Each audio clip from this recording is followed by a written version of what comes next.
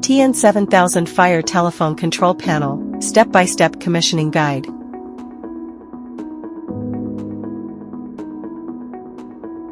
Before commissioning, make sure the panel is in its normal supervisory state, with no active faults or alarms.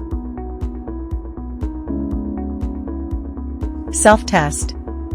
1. Select self-test. 2. Enter the user password. The Fire Telephone Control Panel will begin the self-test.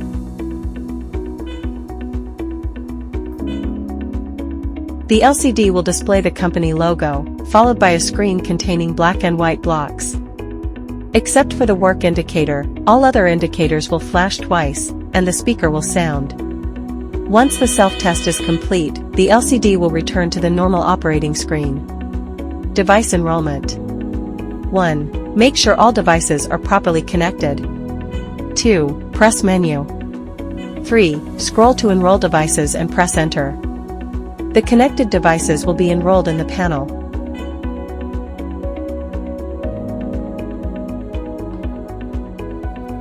Debugging.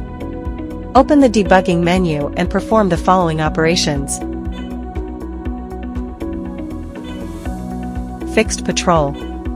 1. Select 1. Fixed patrol.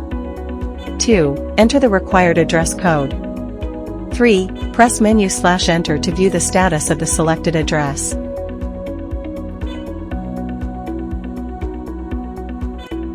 Jack setup.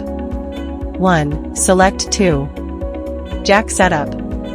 2. Enter the required address code. 3. Press menu/enter to view the online status and device type associated with the selected address. Programming. 1. Press menu. 2. Scroll to programming and press enter. 3. Enter the engineer access code and press enter. 4. Select the required programming method. 5. Download, import, or export the program file as required. System verification. 1. Pick up the master handset. 2. Select a configured address and initiate a call.